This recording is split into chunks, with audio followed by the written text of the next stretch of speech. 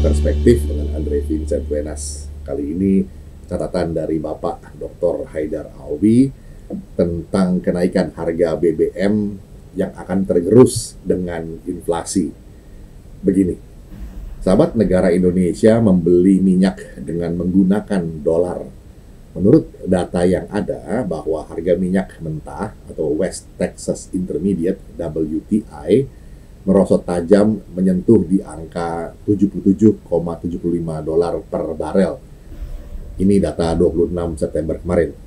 Secara hitungan adalah harga minyak mentah WTI ini dikali kurs ditambah PPN 11%, ditambah PPKB 5%, dan ditambah biaya pungutan BPH migas dan pungutan lain-lain akan memunculkan suatu angka yang membentuk biaya pokok BBM. Nah, sahabat, dari formula di atas maka bisa dipetik ada dua unsur penting yang sangat krusial dalam menentukan harga pokok BBM di Indonesia. Pertama adalah harga minyak mentah West Texas Intermediate atau WTI ini, dan yang kedua adalah kurs rupiah. Pemerintah Indonesia berhadapan dengan dua faktor atau unsur penting yang apabila tidak ditangani dengan profesional, maka pemerintah akan memasuki fase sulit. Harga minyak mentah West Texas Intermediate ini merosot dengan cepat, tapi diimbangi dengan merosotnya nilai tukar rupiah terhadap dolar. 1 dolar sama dengan 15.125 sekian rupiah per tanggal 26 September kemarin. Maka jika dihitung ulang dengan kurs yang ada, maka 77,5 dolar atau sekitar 159 liter sebarel ini dikali 15.125,5 rupiah itu sama dengan 1.172.226,25 rupiah per 159 liter atau 1 barel.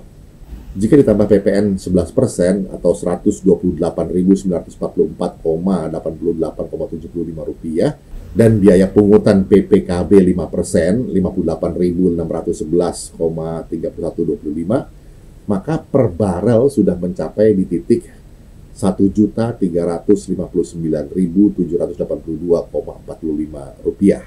Maka per barel 1.359.782,45 rupiah untuk 159 liter alias 1 liternya itu di harga 8.552 rupiah. Belum dihitung biaya pungutan BPH migas dan pungutan lain-lainnya. Nah, sahabat, nilai tukar yang melemah bisa menguntungkan bagi APBN, disebabkan APBN menginginkan penerimaan dolar dari hutang. Yang mana jika hutang dalam bentuk dolar, apabila dijadikan rupiah, maka APBN kuat. APBN, sahabat, merupakan stimulus bagi upaya menggerakkan ekonomi dalam rangka menghadapi resesi untuk menopang proyek-proyek pemerintah, gaji, tunjangan, dan lain-lain. Nah, hal ini menjadi penting karena jika proyek dan infrastruktur tidak dibiayai menggunakan APBN, maka ekonomi akan mengalami fase yang berat dan juga perlu diingat bahwa semua ukuran internasional, global bond, penilaian rating hutang selalu berkaitan dengan besaran anggaran yang akan dialokasikan dalam belanja proyek-proyek pemerintah. Jika alokasi belanja pemerintah naik, maka investor akan melihat itu merupakan suatu hal yang sangat positif dan bukan merupakan sebuah ancaman terhadap investasi mereka dalam surat berharga negara. Jika kita amati pergerakan nilai tukar rupiah dalam bulan September, pertama pada bulan September tanggal 9 2022 ini, 1 dolar itu sama dengan 14.836 rupiah. Yang kedua, pada tanggal 30 September 2022, 1 dolar itu sudah 15.238 rupiah. Hal ini terjadi karena US Federal Reserve atau The Fed terus dan masih akan menaikkan suku bunga untuk memerangi inflasi di Amerika yang masih tinggi, 8,3%. Sedangkan inflasi di Amerika yang dianggap sehat adalah sekitar 2% sampai 2,5%. Nah, untuk menurunkan inflasi di Amerika ini dari 8,3% menjadi 2 atau 3%, itu masih panjang. Dan US Federal Reserve atau The Fed ini masih akan terus menaikkan suku bunga. Itu merupakan kebijakan monetary yang harus diambil oleh ekonom di Amerika Serikat sana. Nah, sahabat, minimal ada 9 faktor yang membuat currency suatu negara itu mengalami fluktuasi. Inflasi, interest rates, public debt atau hutang, political stability, economic health, balance of trade, current account deficit, raca transaksi berjalannya, confidence atau spekulasi, government interventions yang ke-9. Maka ada 7 saran dari Haidar Alwi Institute, Pak Dr. Haidar Alwi ini terhadap pemerintah. Masing-masing adalah sebagai berikut. Pertama, melakukan program Mutual Legal Assistance MLA yang sudah menjadi undang-undang, yaitu Undang-Undang MLA RI dan Swiss senilai 7.000 triliun untuk menyehatkan anggaran negara. Yang kedua, menaikkan suku bunga dengan memperhatikan daya tahan fundamental ekonomi yang tentunya berhubungan dengan kinerja pemerintah. Yang ketiga, menertibkan penerimaan pajak.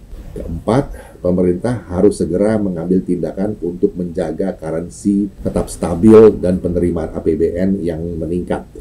Yang kelima, mendorong tim pengendalian inflasi pusat (TPIP) dan tim pengendalian inflasi daerah atau TPID melalui Gerakan Nasional Pengendalian Inflasi Pangan (GNPIP) untuk melaksanakan segera program-program guna menahan laju inflasi daerah yang bisa meredam gejolak harga.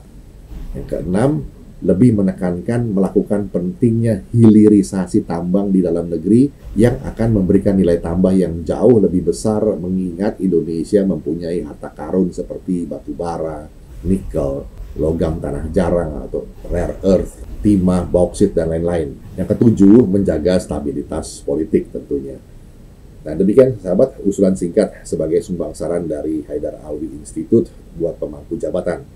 Silakan yang baik diambil, yang tidak baik tinggalkan saja. Mengingat kita semua sangat jauh dari kesempurnaan. Demikian sahabat catatan dari Dr. Haidar Alwi tentang kenaikan harga BBM akan tergerus dengan inflasi. Kiranya bisa menjadi perspektif. Kita jumpa lagi di session berikutnya. Terima kasih.